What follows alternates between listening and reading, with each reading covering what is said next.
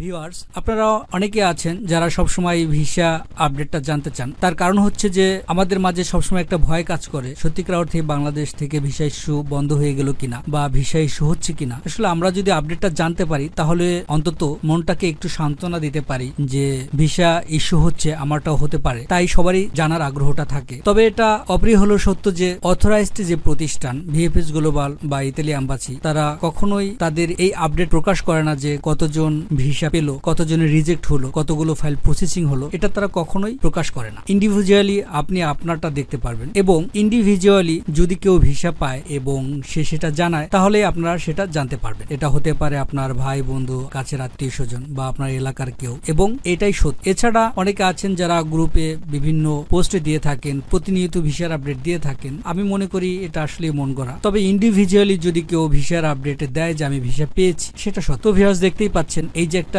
Visa, সেটা হচ্ছে 10/6/2024 issue হয়েছে। কোটা ছিল 2023। আপনারা ইস্যু রেটটা দেখতে পাচ্ছেন। তবে সেক্ষেত্রে আমি সবার উদ্দেশ্যে একটা কথা বলবো, আপনারা যদি কেউ ভিসা পেয়ে থাকেন তাহলে আপনারা সবকিছু ব্লার করে দেন, আংশিক বা পুরোটা।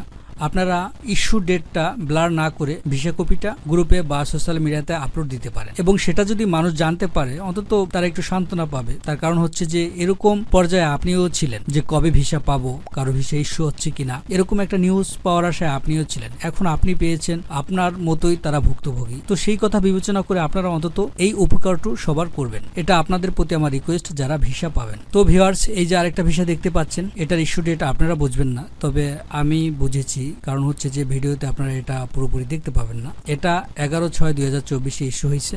ইস্যু ডেটটা মোটামুটি বোঝা যাচ্ছে। তো তৃতীয় যে ভিসাটা আপনারা দেখতে পাচ্ছেন, এটা আমারই এক বড় ভাইয়ের সম্বন্ধী। সে অলরেডি ইতালিতে চলে গেছেন, সে কিন্তু কাউকে জানায় নাই, তার পরিবারের লোক ছাড়া সে কাউকে জানায় নাই। তো হঠাৎ সে ভাই আমাকে বললো যে আমার সম্বন্ধী তো চলে গেছে। তো বললাম আপনি তো আমাকে জানালেন না। তারপর সে ভিসাটা দিল। এটা ইস্যু হয়েছে 8/4/2024। তো এটা এজন্য আপনাদেরকে আমি দেখালাম। বেশিরভাগ লোকই ভিসা পাওয়ার পর তাদের আর এ বিষয়ে আগ্রহ থাকে না, তারা এটা কাউকে জানায় না, তারা নীরবে নিভৃতে চলে যায়। তো ভিসা কিন্তু ইস্যু হচ্ছে, সেটা অল্প সংখ্যক হোক বা বেশি হোক, ভিসা ইস্যু হচ্ছে এবং এটা অব্যাহত আছে, আশা করি থাকবে। তো ভিউয়ার্স, এই ছিল আজকের আলোচ্য বিষয়। আমি আসলে প্রমাণ না পেয়ে কোনো কথা বলতে স্বাচ্ছন্দ্য বোধ করি না, তাই আপনাদের সামনে আমি ভিসার আপডেট নিয়ে আসতে পারি না। আসলে মন গড়া কথা বলতে আমি স্বাচ্ছন্দ্য বোধ করি না। যদি কোনো প্রমাণ পাই তবে আপনাদেরকে আমি সেটা জানাই, এবং আমি যেহেতু প্রসেসিং এর কাজ করি, যদি এরকম হয় যে কেউ ভিসা পায়, সেটা অবশ্যই আমি জানতে পারবো। মানে আমার কাছের কেউ হলে আমাকে অবশ্যই জানাবে, এবং সেটা যদি হয় আপনাদেরকে আমি অবশ্যই জানিয়ে দেবো। আমি সবাইকে বলে রেখেছি যে আপনারা যদি কেউ ভিসা পান সেটা আমাকে জানাবেন।